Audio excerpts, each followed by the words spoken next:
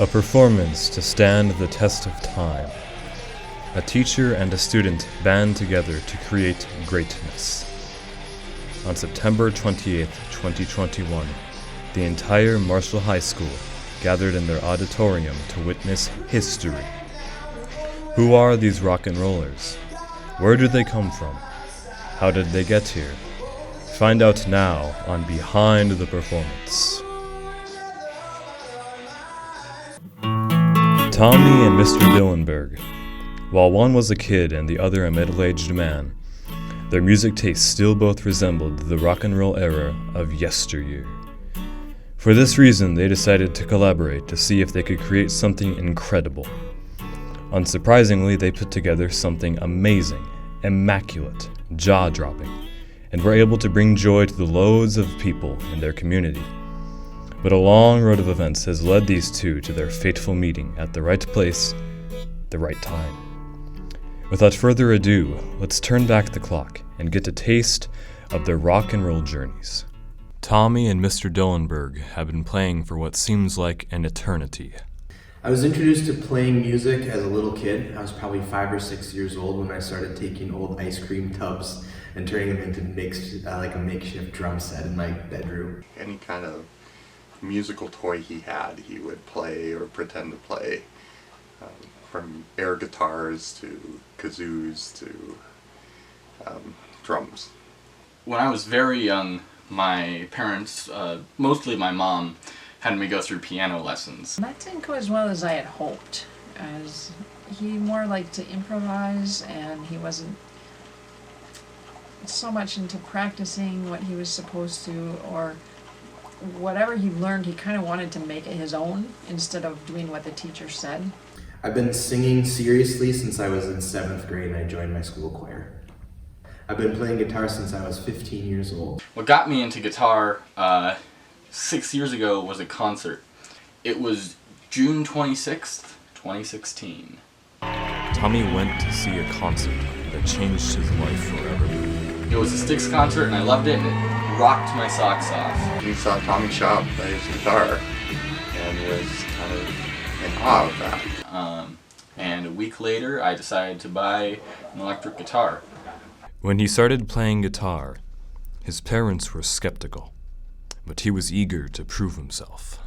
I thought it was going to be one of those things that he bought and played with it for a couple minutes and threw it in the corner, but he didn't. He latched onto it and has become really good.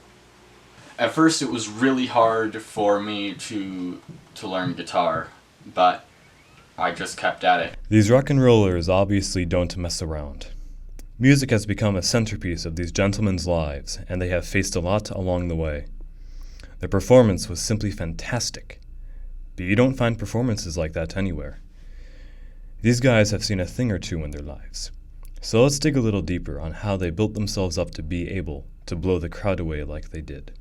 Tommy has performed many times at Marshall, each time bringing something new and exciting to the table. I was performing Nobody's Fool by Cinderella, and I had never really gotten a crowd behind me before, really cheering me on, and that happened, and at that point it didn't really matter what I did. Communication is key in any performance, and I've heard a lot of people say that, and from my small amount of experience, it's absolutely true. And this performance was no different. I had to email the principal and, of course, Mr. Dillenberg, my colleague in this and partner in crime. So I had to email Miss Fischel, our principal, about this and get her approval on it. And last year I actually wasn't allowed to play on the stage. I had to record a video, and I did that a few times over the course of when COVID was really bad. But I was very happy when I sent her an email this year, early August, and I asked, what are my performance opportunities? I was so happy that she said, you'll be able to perform on the stage at assemblies. That was so great to hear. So I was really looking forward to that, and right away I started thinking, what am I going to do? So yeah, I really wanted to improve on my previous performances. I always want to be raising the bar, I suppose. That's something really important when I'm coming up with my next performance is song choice and light show, and how am I going to make sure that this is the best performance that I've done yet. Most of my success has come from playing at Marshall, and that's been a lot of fun, and I'm really grateful that I go to a school that allows me to do that. Tommy and Mr. Dillenberg both have a passion and a skill for putting on a show. No average Joe can put on a concert like this. So how exactly did these two rock legends do it? I always knew before this year that I really wanted to do performances at assemblies this year, but I wasn't sure what song, and I had some ideas, and I wasn't sure until in August I went to a 38 Special concert. And when I got back from that, I figured it was about time to start communicating with people to see about what performances I could do in the year. He played Rockin' Into the Night by 38 Special. So I emailed Mr. Dillenberg, and I told him that I was really excited about 38 Special, and that song in particular I really wanted to do. It was their opener, so it has a lot of energy, and I figured that would be a good one. I love the song choice. Classic rock is really fun to me, and I really enjoy being able to play that on guitar and challenge myself vocally with some of those higher range notes and lead vocals that I don't typically sing. I'm usually singing in the corner or harmonizing backup vocals in a rock band setting, so it was new and fun for me. It showed his ability to actually run around the stage a little bit and still play. It gave it, there's a good guitar solo that he was able to nail really good. I started learning it literally in the hotel after the concert. I had brought my guitar along, and I looked up the tablature online and started learning some of the basic, power chords and a little bit of the solo, and I was playing that song at about 11:30 at night in a hotel. Both of them quickly realized that the song was harder than they had originally anticipated. It was surprisingly difficult. On the guitar, it seemed fairly straightforward. Once we got into rehearsals, we really realized some of the complexities of the song and how the guitar parts change as we go. Vocally, I tried to mimic the singer in the recording, but also use some of my own technique in my own singing and how I learned to sing in some of those higher ranges as well. They practiced a couple times a week for about a month or so. So when we first started, we practiced alone, kind of getting to grips with the song, learning the basic structure and everything. He did practice it a lot, and that was great to see, so he would be comfortable with it and confident on stage. I probably practiced for about 15 minutes before lunch almost every day. One day though, I practiced for about 45 minutes before lunchtime, and that was kind of the day that I was like, okay, I got this. And then after a couple of weeks, we started practicing together, but only like once a week. And we quickly realized that would not be enough. Things were not coming together super smoothly. So then we practiced a couple times a week for 2 or 3 weeks. Practicing the song together was really fun. It's always great to collaborate with students, but to have a guitar in our hands and to play together was excellent. It felt less like us getting together for a school thing and more like getting together just to have some fun and make music together. Tommy was able to program his own light show.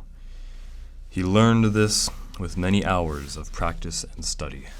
So I programmed this really complicated light show for this show, and this is actually the first time that I've ever really been able to program a light show millisecond by millisecond, and that's what I did.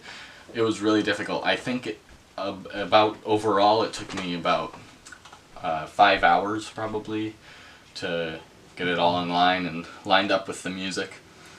The day before the performance, the duo brought in Joe Perry Spears to run the sound and lights.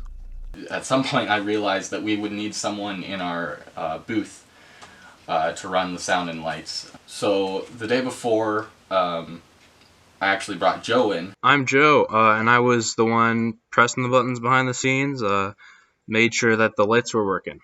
Yeah, it was a lot of fun. So one of our first days in the auditorium, we quickly realized that we needed a monitor on the stage so that I could hear the track and sing along with it. Without that monitor, it was really hard to hear the key or even the notes that we were playing on guitar so that I could sing accurately. Once we got that monitor set up and adjusted the levels correctly, everything was pretty smooth for practice. When the day finally came, they met beforehand to set everything up.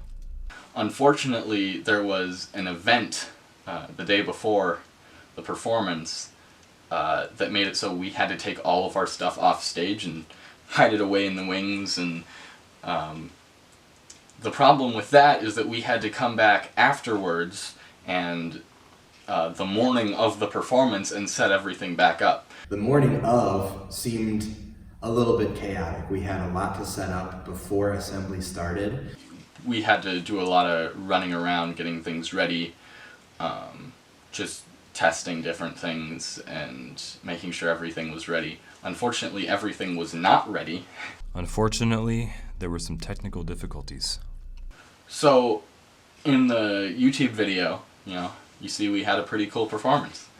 What you don't see is the 4 to 5 minutes of technical difficulties we had that's just cut out of there to make it more enjoyable to watch. First, before we even got to have people in when we were setting up, I realized that my wireless receiver had stopped working. It wouldn't turn on. Luckily, I had brought a backup plan, and that was my long instrument cable. Then when we actually got on stage, first of all, the mic wasn't turned on. Nobody told me that I had to turn the mic on. Then, when we started to play the song, I guess the cable had come out of the computer, so it wasn't playing through the speakers. So once Joe in the booth got that figured out, the light show just wasn't going, and so I had to run all the way back to the booth and help him figure that out. Eventually we got underway, and it went pretty well from there on. His presence on stage was really, really good. When the concert hall went dark and the lights came off, it was really neat to see that. Tommy was using the whole stage to his advantage and making it interesting for everyone. During the performance, everybody was cheering, everybody was clapping. It was great. I think it went pretty well. There were definitely things that could have gone better, but it definitely could have gotten a whole lot worse. Tommy and Mr. Dillenberg are a couple of rock legends with their masterful guitar playing and their taste for having a good time. This is only the start of what will be a historical duo, and only God knows what they'll do to change the world. I hope to be a music teacher for a long time. I'd love to be a college professor someday.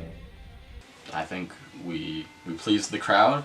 I upped it since my last performance, and we've made people excited to see more. That's really the goal. I'm definitely going to do this again. We're already working on our next performance, and it's going to be even better than the one we just did, and I'll leave it at that.